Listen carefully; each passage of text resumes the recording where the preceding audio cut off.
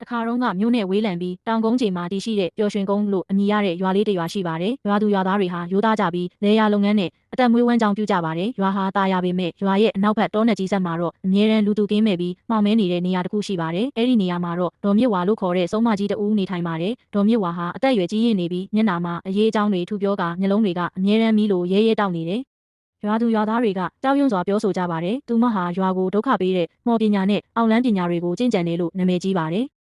ဒေါ်မြစ်ဝါဟာရွာကိုဓာတ်ရိုက်ထိခိုက်အောင်လုပ်လို့မရှိပေမဲ့ရံဖန်ရံခါသူမရဲ့မော်စွမ်းရင်ကိုအသုံးပြုခဲ့ပါတယ်။တီးနှံများပျက်စီးခြင်းရွာသားတွေစိုက်ပျိုးထားတဲ့စပါးခင်းတွေပဲခင်းတွေဟာရုတ်တရက်အကြောင်းမဲ့ခြောက်တွေ့သွားခြင်းသို့မဟုတ်ပိုးကြခြင်းတွေဖြစ်ပေါ်လေးရှိပါတယ်။ရွာထဲကနွားကျွဲဝက်စတဲ့မွေးမြူရေးတိရစ္ဆာန်တွေဟာညအချိန်ဆိုရုတ်တရက်ဖျားနာခြင်းသို့မဟုတ်ပျောက်ကွယ်သွားခြင်းတွေမကြာခဏဖြစ်ပေါ်ပါတယ်။တချို့သောရွာသားတွေဟာဆေးကုလို့မရတဲ့ထူးဆန်းတဲ့ဖျားနာမှုတွေကိုခံတာမှာ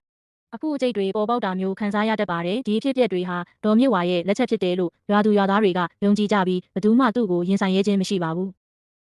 ရွာထဲမှာတော့ကိုစိုးမြတ်လို့ခေါ်တဲ့တတိရှိတဲ့လူငယ်တဦးရှိပါတယ်။ကိုစိုးမြတ်ဟာရွာရဲ့ဒုက္ခကိုကြားရှိစွာလက်ပိုက်ကြည့်မနေနိုင်တော့ပဲဒေါ်မြစ်ဝါကိုရင်ဆိုင်ဖို့ဆုံးဖြတ်ခဲ့ပါတယ်။သူဟာအခြားရွာများကပညာရှိများထံတွားရောက်ပြီးစုံမကြီးရဲ့အားနည်းချက်ကိုမေးမြန်းခဲ့ပါတယ်။နောက်ဆုံးမှာတော့ဒေါ်မြစ်ဝါရဲ့မော်ပညာဟာသစ္စာရှိသောနှလုံးသားနဲ့ကောင်းမှုကုသိုလ်ကိုအခြေခံတဲ့ဖုံးတကူကိုသာအကြောက်ဆုံးဖြစ်ကြောင်းသိရှိခဲ့ပါတယ်။တညနှစ်ပိုင်းမှာကိုစိုးမြတ်ဟာဘုန်းကြီးကျောင်းကဆရာတော်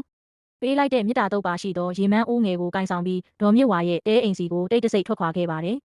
တောဆက်ကိုရောက်တဲ့အခါဒေါ်မြစ်ဝါရဲ့တဲဟာမှောင်မဲပြီးလျှို့ဝှက်ဆန်းကျဲတဲ့အငွေ့သက်များလွှမ်းမိုးနေတာကိုတွေ့လိုက်ရပါတယ်။တဲအိမ်ထဲမှာဒေါ်မြစ်ဝါဟာအယိုးကောင်းများထူးဆန်းသောတစ်ပင်တစ်ရွက်များနဲ့ဝန်းရံထားတဲ့ရေပလင်တစ်ခုရှေ့မှာဂါထာတွေရွတ်ဖတ်ပြီးမော်ပညာတွေစီရင်နေတာကိုမြင်လိုက်ရပါတယ်။ကိုစိုးမြတ်ဝင်ရောက်လာတာကိုဒေါ်မြစ်ဝါသိလိုက်တဲ့အခါသူ့ရဲ့မျက်လုံးတွေဟာမိတောက်တကဲသို့ပိုပြီးရဲတက်လာခဲ့ပြီးကြောက်မက်ဖွယ်ကောင်းတဲ့အတန်နဲ့အော်ဟစ်လိုက်ပါတယ်။ဘသူကနေမြေထဲကိုဝင်လာလဲသူ့ရဲ့လက်ထဲကလျှို့ဝှက်သောလှံတံတစ်ချောင်းနဲ့ကိုစိုးမြတ်ကိုရိုက်ချဖို့စ조사ခဲ့ပါတယ်။ကိုစိုးမြတ်ဟာမကြောက်မရွံ့ပဲသူကင်ဆောင်လာတဲ့ရေမန်းကိုဒေါ်မြစ်ဝါစီလှမ်းပတ်လိုက်ပါတယ်။ရေမန်းများဟာဒေါ်မြစ်ဝါရဲ့ခန္ဓာကိုယ်ကိုထိလိုက်တာနဲ့တပြိုင်နက်ပြင်းထန်တဲ့အငွေ့သက်များထွက်လာပြီးဒေါ်မြစ်ဝါဟာအပြင်းထန်အော်ဟစ်ခဲ့ပါတယ်။သူမရဲ့မော်ရင်အားတွေဟာရေမန်းရဲ့တန်ရှင်းတဲ့ဖုံးတကူကြောင့်တဖြည်းဖြည်းလျော့နေသွားပါတော့တယ်။ဒေါ်မြစ်ဝါဟာအားအင်ကုန်ခန်းသွားပြီးမြေပေါ်မှာလဲကျသွားတဲ့အခါကိုစိုးမြတ်ကသူမကိုဖမ်းဆီးခြင်းမပြုဘဲရိုသေစွာဖြင့်မေတ္တာစကားများပြောဆိုခဲ့ပါတယ်။အဖွားရဲ့ဒုက္ခတွေပေးတာကိုရက်လိုက်ပါကောင်းမှုကုသိုလ်နဲ့ငြိမ်းချမ်းစွာနေထိုင်ပါရွာကလူအားလုံးအဖွားအားကိုမေတ္တာထားပါတယ်။ကိုစိုးမြတ်ရဲ့စစ်မှန်တဲ့မေတ္တာစကားတွေဆရာတော်ရဲ့ရေမန်းတန်ခိုးတွေကြောင့်ဒေါ်မြစ်ဝါဟာနောက်ဆုံးမှာတော့သူ့ရဲ့မော်ပညာတွေကိုစွန့်လွတ်ဖို့ဆုံးဖြတ်ခဲ့ပါတယ်။သူမရဲ့မျက်လုံးတွေဟာပုံမှန်အတိုင်းပြန်ဖြစ်သွားပြီးနာကျင်မှုတွေနဲ့မျက်ရည်တွေကျလာခဲ့ပါတယ်။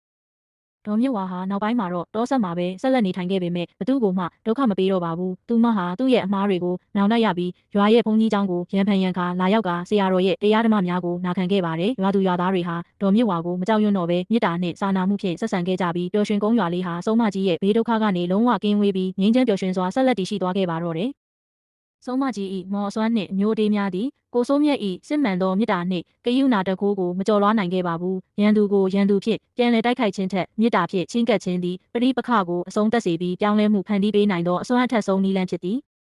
ဒေါ်မြစ်ဝါသည်လက်နက်ကိုမကြောက်တော့လဲကိုစိုးမြတ်၏စာနာမှုကိုခံယူခဲ့ရပါတယ်။ရွာသူရွာသားများကြောက်ရွံ့၍ရှောင်ဖယ်နေချိန်တွင်ကိုစိုးမြတ်သည်မိမိ၏ရွာအတွက်အန္တရာယ်ကိုရင်ဆိုင်ရန်တကူတော်တတိရှိရှိစွန့်စားခဲ့တယ်။အမှန်တရားကိုရင်ဆိုင်ရဲသောတတိရှိခြင်းသည်အောင်မြင်မှု၏တောချက်ဖြစ်သည်။မိမိပတ်ဝန်းကျင်သို့မဟုတ်ချစ်ခင်ရသူများအတွက်ဒုက္ခရောက်ချိန်တွင်တာဝန်ယူစိတ်ဖြင့်မကြောက်မရွံ့ရင်ဆိုင်ဖြေရှင်းတတ်သောစိတ်ဓာတ်ကိုမွေးမြူသင့်ပါတယ်။စုံမကြီး၏မော်ပညာကိုဆရာတော်၏တရားဓမ္မနှင့်ရေမန်းကောင်းမှုကုသိုလ်အခြေခံသောအစွမ်းဖြင့်သာချိုးနှိမ်နိုင်ခဲ့ပါတယ်လူသားတို့၏ကိုကျင့်တီလတမာတိနှင့်ကုသိုလ်ကောင်းမှုများသည်မကောင်းသောအစွမ်းအထက်ဆုံးမော်ပညာများထပ်ပင်ပုံမမြင့်မြတ်ပြီးစွမ်းအားကြီးမားသည့်ဘဝတွင်ကောင်းမှုကုသိုလ်ကိုမြဲမြံစွာလှုပ်ဆောင်ခြင်းဖြင့်မြည်သည့်ဘေးရန်ကိုမဆိုးကာကွယ်နိုင်ပါတယ်ဒေါ်မြစ်ဝါသည်နောက်ဆုံးတွင်သူပြုခဲ့သောမကောင်းမှုများအတွက်နောင်တရကရွာကိုဒုက္ခပေးခြင်းရပ်တန့်ပြီးငြိမ်းချမ်းစွာနေထိုင်သွားခဲ့ပါတယ်။မြည်သည့်လူသားမဆိုအမှားများပြုလုပ်နိုင်တော်လဲနောက်ဆုံးအချိန်ထိပြောင်းလဲနိုင်သောအခွင့်အရေးရှိသည်။နောင်တရရကအမှားများကိုပြုပြင်ခြင်းသည်ဘဝသစ်ကိုပြန်လည်စတင်ရန်လမ်းဖွင့်ပေးခြင်းဖြစ်ပါတယ်။ပုံမြင်လေးအဆုံးထိနားထောင်ပေးလို့ကျေးဇူးအထူးတင်ရှိပါတယ်။